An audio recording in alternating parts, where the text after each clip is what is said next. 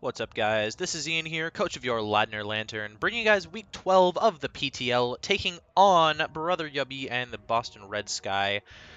In our Week 12 matchup, this was originally supposed to be against Bulba Games and the San Antonio Superiors, but he ended up dropping out like the week before we playing. So the trend continues, boys, although much later into the season. That trend was like the first 3 weeks, and now it's, Week 12. So his team consists of Mew, Z-User, Mega Charizard X, Excadrill, Rotom-Wash, Roserade, Conkeldurr, Rabombi, Gigalith, Z-User, Noivern, and Manectric. I was not expecting Noivern and Manectric. Those are the only two.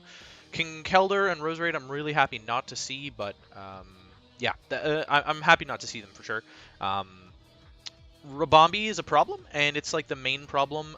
In fact, it looks to me like it's the only thing that's stopping Malamar from just sweeping. So if you haven't seen the team builder, go check it out. But I am, I believe, physically defensive Zapdos. Let me just double check because I actually don't remember myself. Zapdos, where are you at? Zapdos, yes. Physically defensive Zapdos with Roost, Defog, Discharge, Heat Wave. I'm a little bit of a specially defensive Mamoswine, kind of, with some attack investment there. Main goal of Mamoswine is just to make sure that rocks stay up on his side of the field. Super important for good chip on the Zard and the Rabombi. Breaking sashes on things as well is very important. Mimikyu, I am a Ghostium Z set with Swords Dance, Drain Punch, Shadow Claw, Shadow Sneak, with a lot of speed investment. And then Malamar, I'm a Tanga Berry set because I figured like Bug moves would come out. I'm actually running a lot of speed, and I'm running all of that speed to speed creep the no investment Mew. If he ended up not running any investment, then I can boost on it, hopefully, and eat a Bug move, of course, because the Tanga Berry. Although I totally forgot that Malamar's also weak to Fairy, so Rabombi doesn't even have to click a Bug move against me, he can just click Moonblast. Mega Latios, I'm just 4 attacks, extremely offensive Mega Latios with 4 attacks. And then Kartana, I'm Scarf with Leaf Blade, Psycho Cut, Sacred Sword, and Tailwind, so I opted not to bring Smart Strike, which is looking a little bit scary against the team because Smart Strike could be pretty decent to revenge the Rabombi. Yeah, so Psycho Cut I guess I'll have to do. But I ended up bringing Psycho Cut mainly for the Conkeldurr because of its good physical bulk. I figured it could eat a hit besides the Psycho Cut realistically well. And Roserade, if it was like physically defensive, then my best way to hit it's like Aerial Ace or Psycho Cut again. So and Psycho Cut's stronger than Aerial Ace is, so I went with Psycho Cut. Okay, let's get right into things here then. I am going to lead with Mimikyu. That was the plan from the team builder, and that's the plan now. I'm just going to lead Mimikyu against the Rotom-Wash.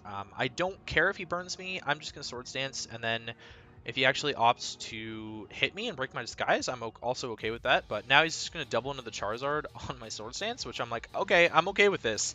Alright, I'm anticipating this start to outspeed me, break my disguise, and then I kill it with Z Shadow Claw. It should kill. It is a roll to kill from max HP, but Z Shadow Claw into Shadow Sneak will kill. So that's what I'm playing for right here, as we actually see that A, I'm faster, B, I do 55, and he's got Fire Punch. That is a fully physically defensive Charizard X to counter Kartana, I'm assuming. Holy crap! I never thought I would see this in my entire life, but that is an entirely physically defensive Charizard X. I don't know if there's any physical and I don't know if there's any offensive investment on that at all. I'm pretty sure it's impish. As we'll see later, I know that I can't know but this, but I know later that it's probably impish.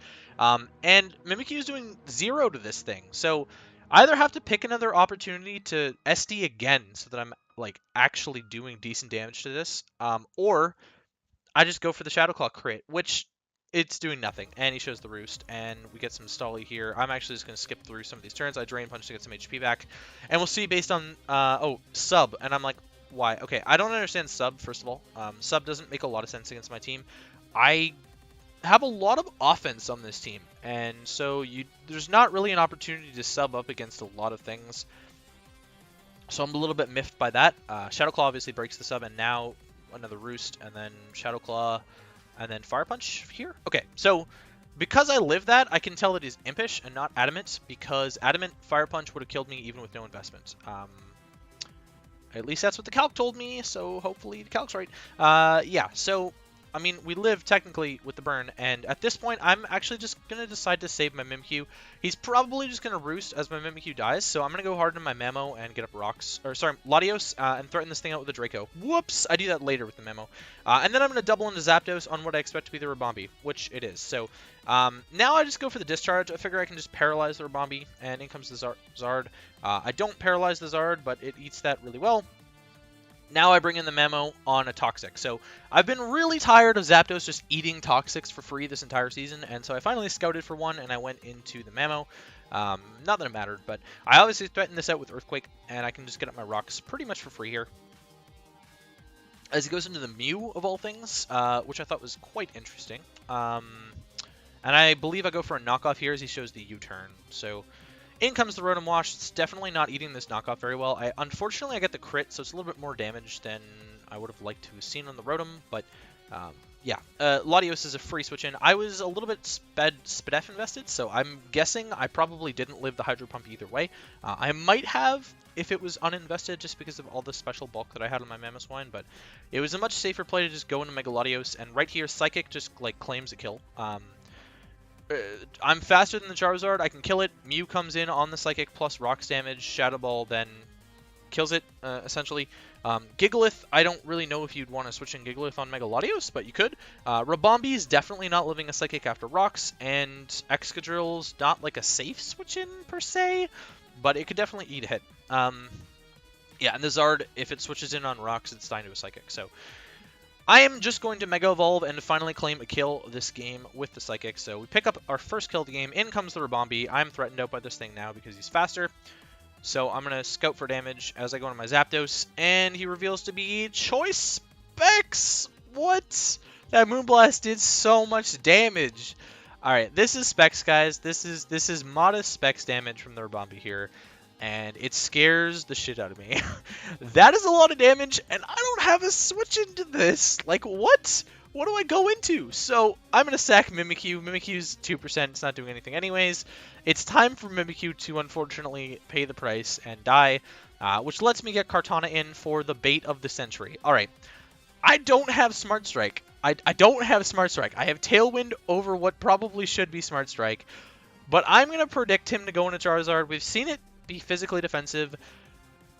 Mew doesn't want to take a Smart Strike. Gigalith doesn't really want to take a Smart Strike. I don't know if you would want to switch in Excadrill on a Smart... Like, you could switch in Excadrill on a Smart Strike, but I'm not sure how smart that would be. Haha, pun intended.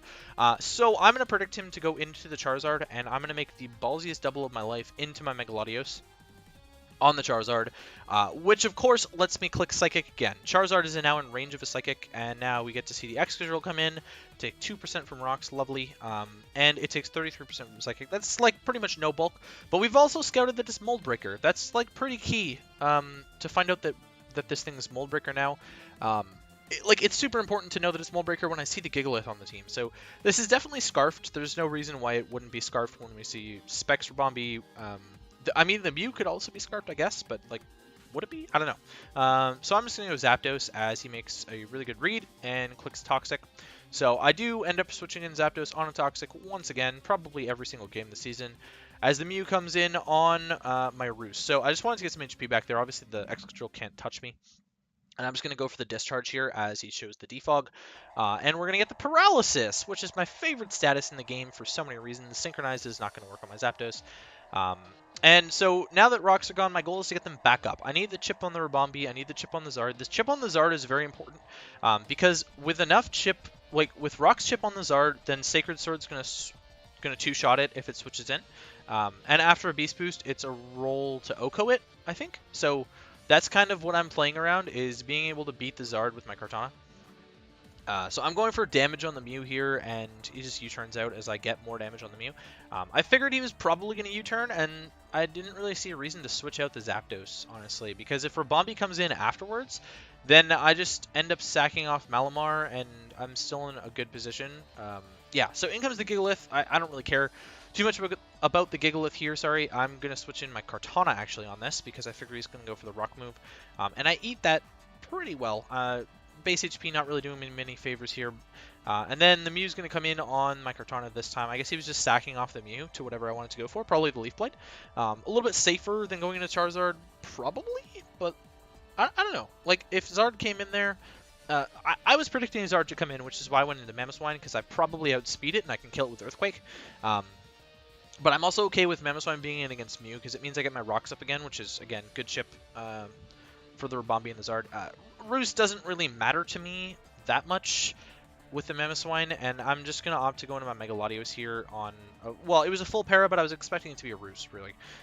Or a Defog. So... Mega Latios gets some good chip off here on the Mew as he U-turns. I don't know if I agree with that play. I think Defog should have been the play, but whatever. In comes Rabombi, and now I have to sack off the Malamar. I really thought Malamar was going to do a lot more this game. And honestly, it kind of would have. If Rabombi wasn't there, I eat a hit from the Mew with my Tanga Berry if its best way to hit me is U-turn. And once I get a few boosts off, U-turn isn't killing me anymore, and I'm Rest Sleep Talk, so... With enough superpower boosts, I really think I could have just like blown through this team had the Rabombi not been there. But the Rabombi ended up being like a huge threat, and I guess it was a win con for him because he brought Specs, so and ended up not being the way the game plan wanted to go. Now I have to bring in Kartana, and this is really risky. So this is kind of where the game flips on its head. So I'm a little bit behind now. Specs Rabombi basically claims a kill every time it comes in, and I have to go for something here. So Psycho Cut is my best move to hit this. If he's max HP, this is a roll not in my favor to kill. If he's not max HP and he's running like 100-something HP, then this is a roll in my favor to kill. So, Psycho Cut is my only play here. I have no other play. I've made a few predictions at this point. There's no real reason for me to try and make another prediction when Rabombi just kills anything. So I kind of have to attack what's in front of me at this stage, which is exactly what I'm going to do. And we get the roll and we kill the Rabombi. I get the Beast Boost here. Psycho Cut is obviously not... +1 Psycho Cut's doing nothing to this Gigalith. So I'm just going in my Mamoswine. I'm actually going to scout... this is actually scouting for HP Fire. It's what I was doing here. I don't agree with the sub play there, by the way. Like, if you had... Okay, so in my mind, right, if I just attack, then Psycho Cut does a lot of damage, sub takes a lot of health back, or away, and then I get to break the sub again, and then I don't know what you do, because I eat any hit as long as it's not HP Fire. So, I don't know, I made the correct double, because I didn't want Kartana to just, like, stay in, because Excadrill is still a problem if I'm locked in the Psycho Cut, but yeah, so Mamoswine gets to come in here, and I figure, okay, this is my best time to sort of get Kartana sweep. I'm just trying to break the sub on the Gigalith. The Stone Edge Miss doesn't matter, by the way. It wouldn't have killed me. I was max HP. Yeah, it's a neutral hit. I was max HP Mamoswine. I don't think it would have killed me. It might have killed me plus the toxic damage. But if that's the case, then it didn't matter because Kartana gets to come in anyways. I'm just sacking off my Mamoswine here realistically. Kartana clicks Sacred Sword. Once I get a Beast Boost, the Charizard's screwed. Mew can't switch in on me. Excadrill can't switch in, and I'm faster than the Excadrill if it's Scarf. So that's my plan, is to get Kartana in and click Sacred Sword. That's really the move I need to lock myself into. Now that Rabombi's gone, it's a very safe move to lock myself into with the Mew as low as it is. It's only 15%. You can't see it, but it's only 15%. Yeah, so I'm going to... but I'm not playing to kill the Gigalith because I want my Beast Boost. I need the Beast Boost to be able to kill Zard. Yeah, so I am just going to click Knockoff. I wanted to just get rid of the Gigalith item. I didn't want to, like, sack my Mamo to... Or I didn't want to Earthquake it and kill it. And we found out it was Rocky Helmet Mew. That's fine. And in comes the Excadrill. So, okay. My thought process on this turn now. This is another important turn. If he Scarfs into Rapid Spin, I want to have Rocks Up. That's really important to me, is that I want to have Rocks Up for the drill. And if he decides that he wants to play the Scarf Rapid Spin game with Rocks, then I just go into Zapdos, and it's not an issue. Or I just go into Mega Latios, sorry, and it's not an issue, and I can just kill this thing with Ice Beam, and Zard doesn't get a free switch in. Gigalith dies to a Draco with this range, so I figured it was kind of a win-win situation for me, because I'm trying to sack Mamoswine to get Kartana in anyways. So that's what I'm just going to do, as he actually goes to the Iron Head. I was perfectly okay with that. Again, didn't really matter. Kartana gets to come in, and Kartana just wins now. So yeah, that's the game. Kartana, we pick up the win 3-0 because Kartana just like kills everything with Sacred Sword. +1 Sacred Sword was killing Zard X anyways after Rocks, so it doesn't really matter the order that he was sacking stuff. And yeah, so the new hire, Kartana, gets to pick up 4 kills in its debut, which is pretty insane. Yeah, really strong Mon. I'm really glad we made this drop. yeah, so that's going to be it for me, guys. We win 3-0, so we move up to 8-4 plus 15. Pretty solid record moving into the last 3 matches of the season. We are in the last 5th of the season now, which is insane to me. This season has been so long. Next week, we take on Gremlin and the South End Stoutlands against the Rain team. Should be a pretty interesting matchup. I'm not really looking forward to it, but I am at the same time. I don't know. I think it'll be really fun. And we'll just see, we'll see how many wins we can pick up at the end of the season here. See if we can put ourselves in a promotion spot or in a playoff spot. I don't know. Yeah, so that's going to be for me, guys, and I'll catch you guys for the next one.